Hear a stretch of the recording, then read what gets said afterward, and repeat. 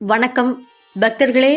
இன்னைக்கு நாம மிகவும் பிரசித்தி பெற்ற ஆலயத்தில் உள்ள அம்பாளின் மகிமையை தான், புராண வரலாறு தான் யாவருக்கும் உரைப்பும் பதிவில் கேட்க போகிறோம். குழந்தைகள் அடம் பிடிச்சு ஏதாவது வாங்கிட்டாங்கன்னா, இல்லை அவங்க பெருசா சாதிச்சிட்டாங்கன்னா, ஒத்த காலில் நின்று ஜெயிச்சிட்டப்பா அப்படின்னு பாராட்டுவாங்க பெரியவங்கெல்லாம். இந்த பாராட்டை யாரை மையப்படுத்தி தெரியுமா சொல்லியிருக்காங்க முன்னோர்கள்? காமாட்சி அம்பாளை பற்றி தான். என்னம்மா பழமொழியையும் காமாட்சியையும் தொடர்பு படுத்தி பேசுகிற அப்படின்னு நீங்கள் நினைக்கிறது எனக்கு தெரியுது. ஏன்னா சிவன் பூலோகத்திற்கு ஒரு சாபம் கொடுத்து அம்பாளை அனுப்பிச்சிடுறார். இங்கே வந்த காமாட்சி தேவி தவம் இருக்காங்க.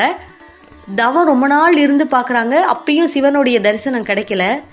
என்னடா நம்மளுடைய கணவர் நம்மளை இன்னும் ஆட்கொள்ளலையேன்னு கஷ்டத்தோட அடுத்த ஸ்டெப்பு என்ன பண்ணலான்னு யோசிச்சு தீ மூட்டி, அதாவது நெருப்பு உண்டாக்கி அதுக்குள்ள நின்று தவம் ஏற்றுகிறாங்க.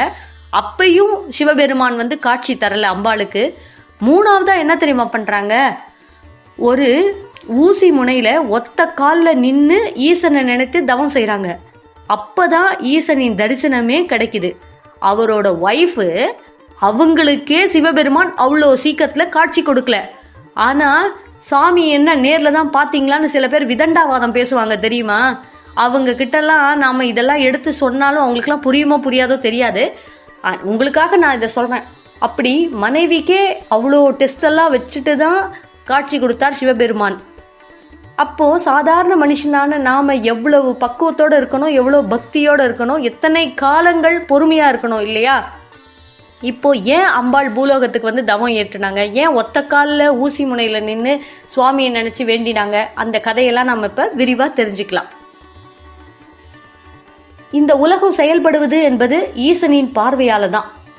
அப்படி இருக்கும்போது அந்த சிவபெருமானின் கண்களை ஒரு முறை விளையாட்டா பார்வதி தேவி மூடிடுறாங்க. சுவாமியோட கண்ணை மூடினா என்ன ஆகும்? இந்த பிரபஞ்சமே நின்று போச்சு, எல்லாம் இருண்டு போச்சு. சூரியன் சந்திரன் ஒளிரவே இல்லை.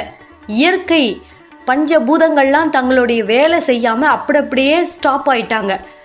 எல்லாமும் அப்படியே நிற்கிது, ஒரு அசைவும் இல்லை. இதனால் சிவபெருமானுக்கு மிகுந்த கோபம் வந்துடுது.